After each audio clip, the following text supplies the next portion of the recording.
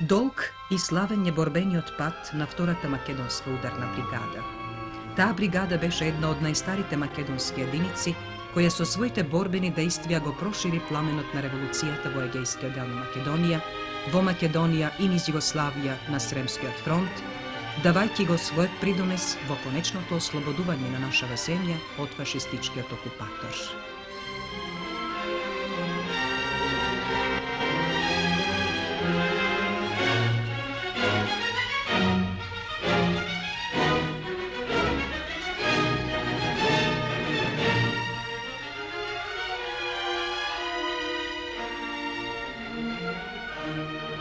Востанието во Македонија, кое започна како и во другите делови на Југославија против окупаторот, особено разгоре во втората половина на 1943 година, кога доби карактер на општонародно востание. Особено голем придонес за тоа имаше формирањето на Централниот комитет на Комунистичката партија на Македонија, манифестот на главниот штаб, преспанското партиско советување и поделбата на македонското боиште на 5 оперативни зони. Овие значајни настани беа од основно значење за понатамошното успешно водење на општонародното востание и партизанската борба во Македонија.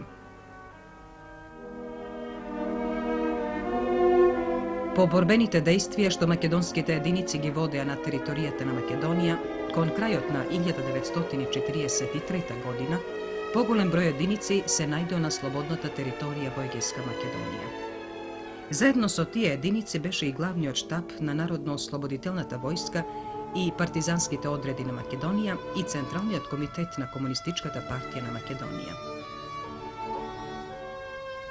Тоа релативно кратко затишје Централниот комитет и главниот штаб го искористија за реорганизација на единиците во новонастанатата војна ситуација.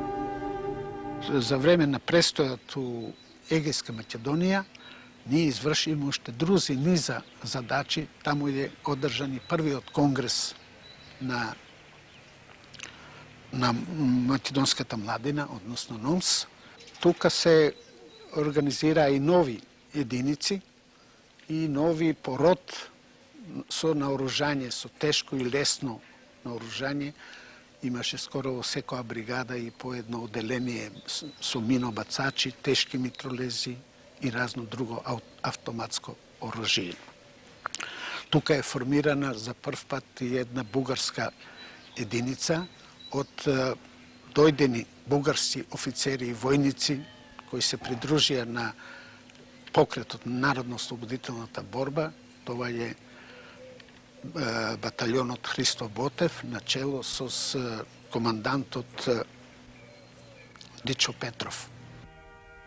Сите овие акции, сите овие захвати, како што реков, дадоа да се нашата народно-ослободителна борба и нејзината слава пронесе кроз цела Македонија и целиот народ беше одушевен за прв пат да може да види, да поздрави и да нахрани својата народно-ослободителна војска.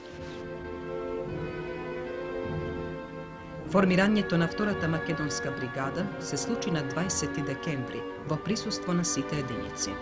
Таа беше составена од 3 батаљони: Страшо Пинџур, вториот батаљон на третата оперативна зона и бугарскиот батаљон Христо Ботев, составен од бугарски војници, преминати на страната на Народно-ослободителната борба, формиран под директива на главниот штаб на Народно-ослободителната војска и партизанските одреди на Македонија на територијата на Македонија. Формирањето на бригадата беше од големо значење, бидејќи таа многу придонесе за уште посмело да се тргне во јуриш против окупаторот. На 28 веќе се запознавме сите и на 29 ја добиваме наредбата. Во наредбата кај што пишува дека треба да се формира втора македонска ударна бригада. На 20 Сабајле бригадата построена, исто така и сите 5 батаљони од првата бригада. Целото село беше присутно и бригадата се формира. Она броеше некаде околу 450 борци, колку се сеќавам, претежно беа преку 85 младинци.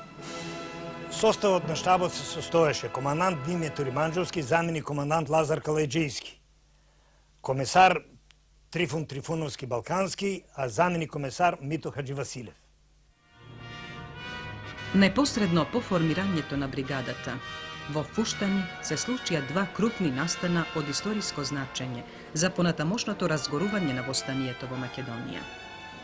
Имено во тоа време се одржа познатото Фуштанско партиско советување на Централниот комитет на Комунистичката партија на Македонија и првиот конгрес на антифашистичката младина на Македонија. По согледувањето на настанатата војно-политичка ситуација, главниот штаб презеде офанзива на поширок регион на територијата на Македонија. Втората македонска бригада доби задача од главниот штаб да води борбени дејствија во регионот на Тиквешијата и Гевгелиско и со своето борбено присуство да го шири пламенот на револуцијата.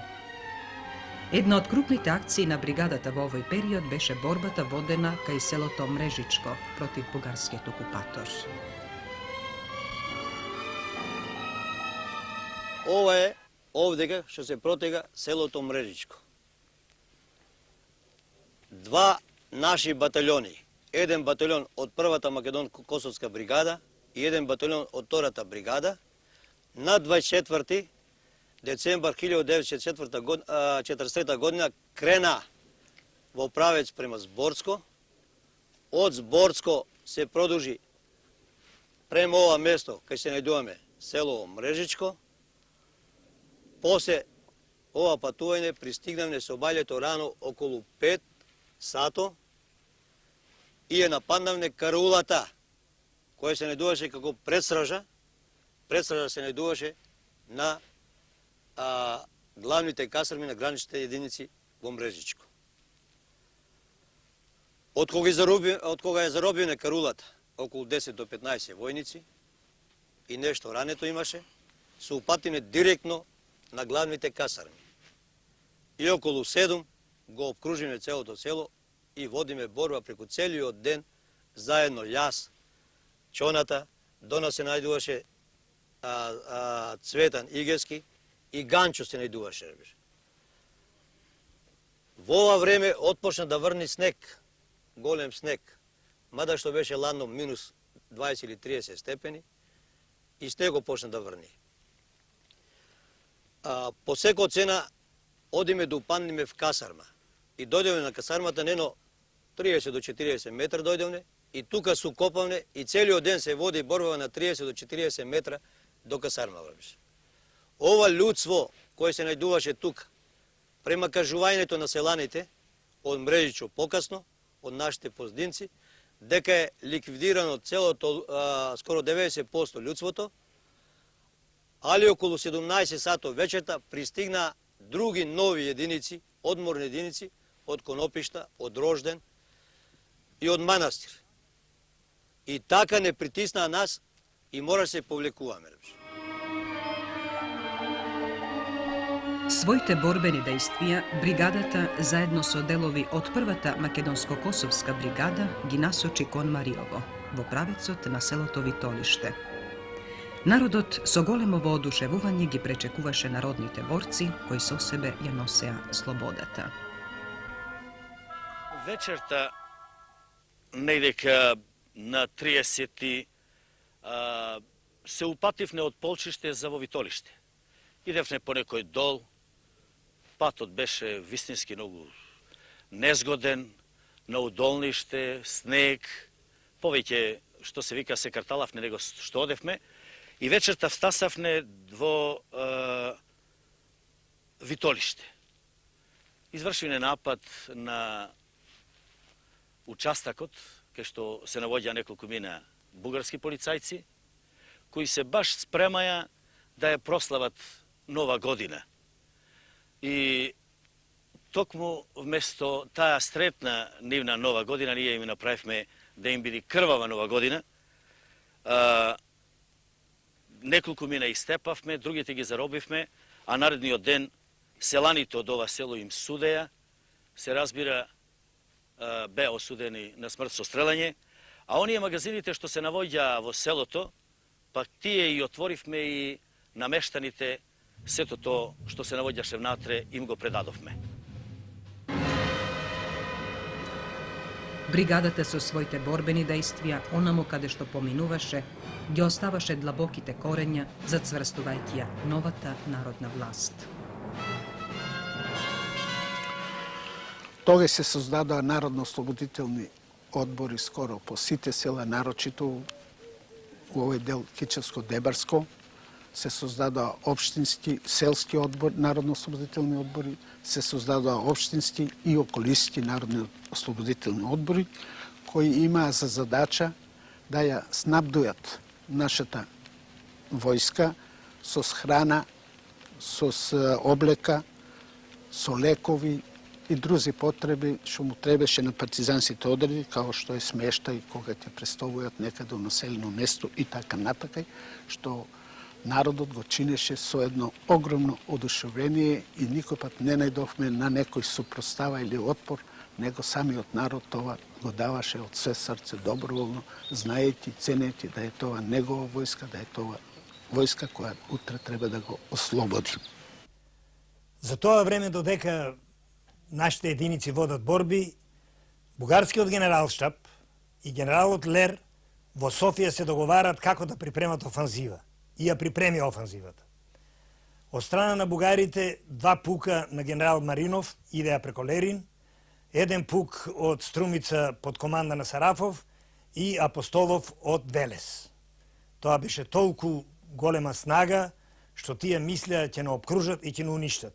Прво самите германци презедов против офанзива и тука се развија жестоки борби кај селото Туши. Еден германски батальон навлезе комплетно во засета што втората македонска бригада имаше поставена и тој е практично разбиен. 125 мртви се изброени германци тука. Колку са ранети однесле, то не знаеме. Како командант на батальон Теквешки, со една чета добив задатак да одам да го запоседнам местоста, се вика тоа Завој, од селото Тушин на 1 километар оддалечина, од прилike. Али природата го направила тоа место такво, што човечка рака не може да го направи поубаво од природата што го направила за засада. Значи, кој што е на засада, тој е таму доминантен господар. Не помина 5-6 минути и видовме една германска единица. И како она иде, се приближува и појасно ни е. Ги броиме околу 150 души, јас ценам да е таа група. И идат така, и кога наближува веќе во нашиот сектор, кај таа нашата клисурка, кај нашите засади, така германецот слободен, оде безразборно. Нити имат предходница, нити пазат на безбедноста, одат по така групово, негден 5 души, негден 7, негден 8, негден 6, зависи од нивното таму пријателство. И се изборуват нешто.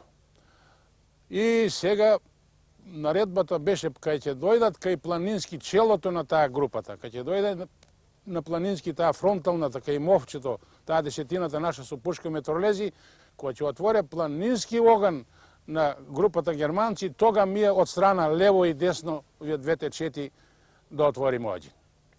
Али планински чека, влегоа у нашата тоа котле, тоа нашата местност, у тоа нашата засаден реон.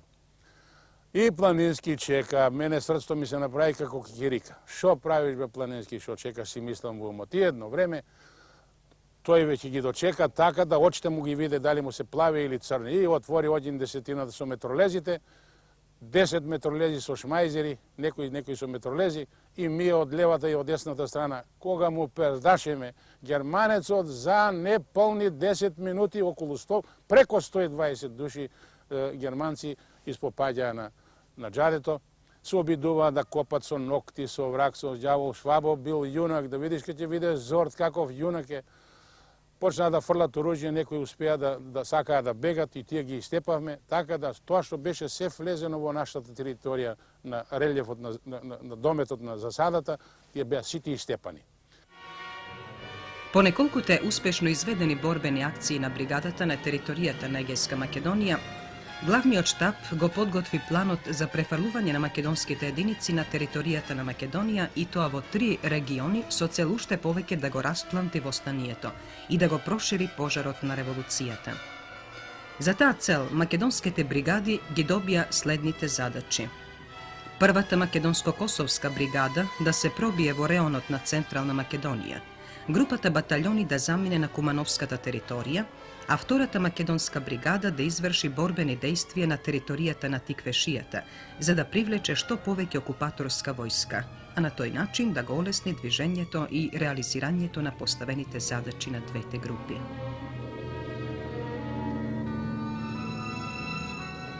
На втората бригада и беше задатак да влезе доле длабоко во Тиквешија, да стално ја прати пругата и да ги руши мостовите и железничката линија, а исто така и по селата да ја ликвидира окупаторската власт.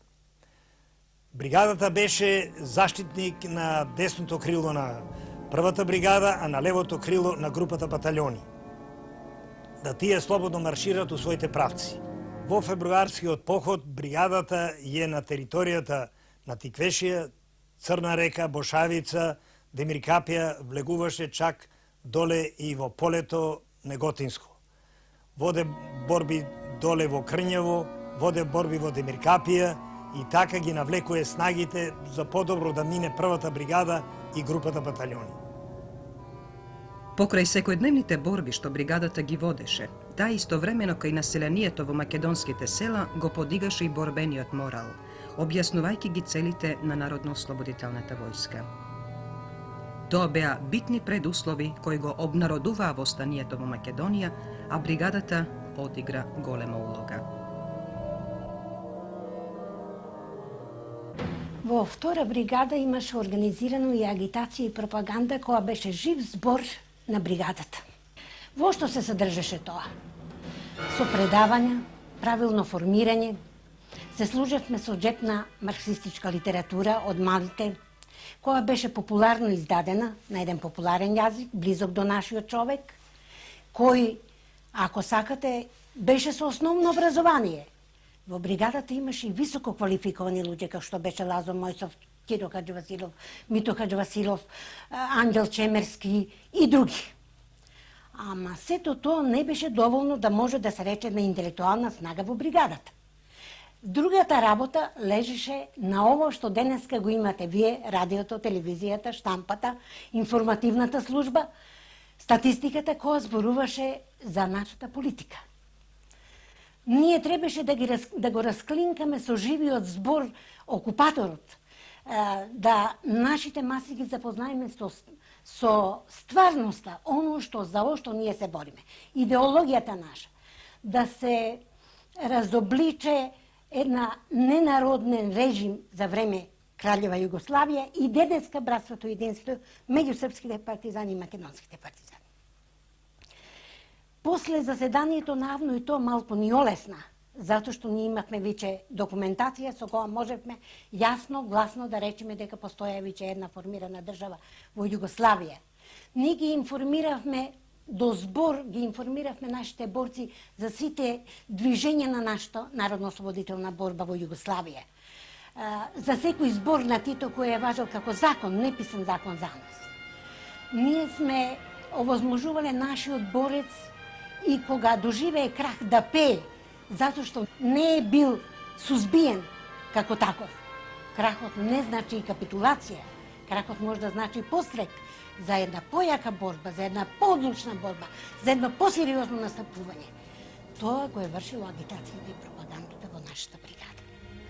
Бригадата имаше и хор кој го водеше другарот Кочко Богдановски, кој со своите песни, со своите приредби во селата даваше можност и селото наше да добие дојам дека во бригадата не се пука само со куршум, него и со збор, со песна и со радост.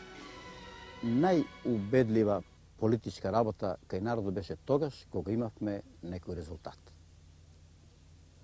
Најубедливи бевме и најаргументирани бевме тогаш кога успеавме да ги отераме окупаторите од некоја позиција, од некое село или да заземеме некој нивни објект. Еве, само да земеме после Тушинската борба или Страмашевската борба. Тоа беше такво одушевување со народот, тоа беше таков говор, конкретно, ние му кажуваме, еве ги резултатите, еве ги заробените, еве ги жртвите, ево ги нашите жртви, ево ги нашите борци, а сите тие беа навистина ведри, расположени со песна, иако многумина има слаба облека, некои има и слаби кондури, некои беше и дури, може би често и понекпати гладни.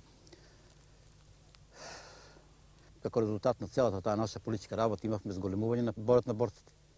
Имавме од села, веднаш по борба у Стремашево дојде доброволци со нас, од селото. У друго едно село одржавме еден митинг, Вепрчан едно село, да се сеќавам, у Прилепско. Со селаните, тоа е едно село кај што на поширок реон живеат колибари повеќе се тамо, и има и колиби, имат и куќи. Но после митингот со нас, изразија желба да дојдат неколку доброволци, младинци и да тргнат со нас. Иако гледаат дека ние војуваме по многу тешки услови. Беме прилично искинати во облеката и полубоси и така натаму. Тоа се разбира, даваше таквото расположение на народ, даваше уште повеќе го јакнеше нашиот морал, моралот на борците. Оти борците беа пречекувани со едно одушевување, беа со едно гостопримство како не се памети. После Богомилскиот поход, првата бригада се враќа на територијата на Караџова, исто и втората. И планира заеднички акции за понатакај, за во Вардарска Македонија. Првата бригада тргне правец Караорман, маршира правец Караорман, а втората бригада да действува на третата оперативна зона. Од Кожув према Гевгелија, од Гевгелија Тиквеше, од Тиквеше Прилепско-Битолско. И таа цело време од борби у борби, и иако е пролетната офанзива силна, бригадата е во офанзива, а не е во дефанзива, и така да бугарите претрпуват тешки жртви. Една од најкарактеристичните борби на бригадата што ја водеше во пролетната офанзива беше борбата во селото Стрмашево, во која беше разбиен озлогласниот бугарски полициски одред Бенковски. Негде на полноќ, кога го минававме Кожув и минувавме покрај селото Страмашево, бригадата ја пречека група селани кои што ни се пожалија дека во селото врлува еден страшен фашистички одред, озлогласен со озлогласено име Бенковски, кој што врши разни плячки, кражби, силување на жени, барајки ги членовите на Народно-освободителниот одбор, фатени заложници кои требаше да бидат истрељани, и молеа да ги ослободи нашата бригада од таа напаст. Се разбира, штабот на бригадата веднага донесе решение да се нападне селото, односно одредот. Бенковски, кој што беше составен од 52 човека, се полицајци, изучени и добро вооружени со автоматско и тешко оружје. Тоа беше во мај месец, много добро се сеќавам. Тогаш во првата мугра ги осветли нивните окопи. А нашиот тежок митралец беше наместен на камбанаријата на црквата во самото село. И тој така жестоко ги нападна одозгора, просто може да се рече дека тоа беше една артилериска припрема за јуришот кој што потоа уследи. Митралезот пукаше ништо ни повеќе ни помалку околку 10 минути и потоа падна команда за јуриш. Јуришот беше така силен со сите наши борци, оние нарочито првите редови, влегоа во окопите и после тоа се разбира немаше веќе ниту жив, ниту ранет. Сите беа мртви. Со тоа ми се чини дека втората бригада уништи еден одред и ја намали фашистичката клика за еден одред кој што вршеше многу големи злосторства во тој крај. Со новонастанатата војно-политичка ситуација, а согледувајќи ги понатамошните борбени дејствија на македонските бригади, главниот штаб ги реорганизира партизанските единици. Втората македонска бригада влезе во составот на 41-та дивизија, каде што заедно со другите бригади од дивизијата зеде активно учество во понатамошните борбени дејствија во ослободувањето на македонските градови и села. Таа во дефинитивните борбени дејствија учествуваше во ослободувањето на Кавадарци, Прилеп, Неготино и на други градови, се до конечното истерување на германскиот фашистички окупатор од Македонија. Македонија за прв пат во својата богата револуционерна борбена историја по многу пролеана крв се здоби со слобода.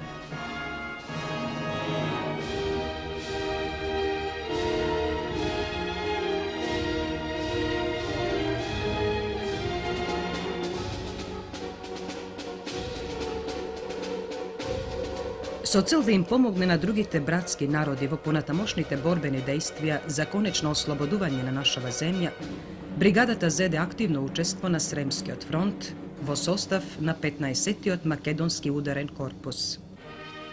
Почнувајќи од пробивот на Сремскиот фронт кај селото Товарник, па преку Винковци, Врполје, Славонска Пожега и Загреб со усилен марш, притоа водејќи жестоки борби и жртвувајќи ги своите најдобри борци, го даде својот придонес во дефинитивното ослободување на нашава земја.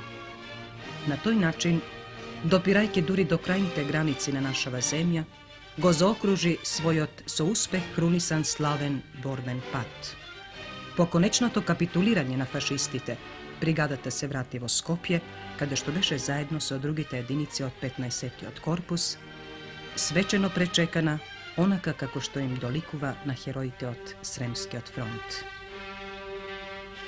Така го заврши својот борбен и славен пат една од најстарите македонски бригади, која со своето борбено присуство на боиштата во Македонија, во Егејска Македонија и низ Југославија на Сремскиот фронт, го даде својот придонес во градењето на новата братска заедница Титова Југославија.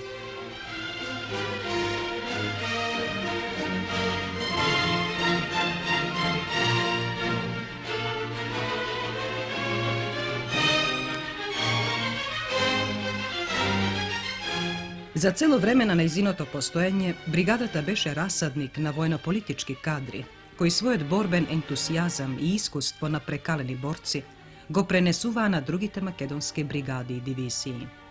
Бригадата за цело време на нејзиното борбено постоење го зацврстуваше братството и единството на југословенските народи. Во нејзините борбени редови, под аловото знаме, покрај македонците во борбените редови на бригадата се наоѓаа и срби, црногорци, словенци, турци, руси, италијанци, бугари и грци, па може да се каже дека бригадата покрај национален имаше и интернационален карактер. Оттаму не случајно, по завршувањето на војната, маршалот на Југославија, Јосип Броз Тито, за сите постигнати борбени успеси, за зацврстувањето на братството и единството меѓу југословенските народи и народности, бригадата ја одликува со орденот Братство и единство, оддавајќи им на тој начин уште едно признание и почит на сите оние кои се наоѓаа во нејзините борбени редови и на оние кои ги жртвуваа животите за денешнинава, останувајќи далеку од своите родни краишта по безпаќата на револуцијата, како символ, како патоказ за непокорот и за патот по кој треба да се оди за да се стигне до слободата.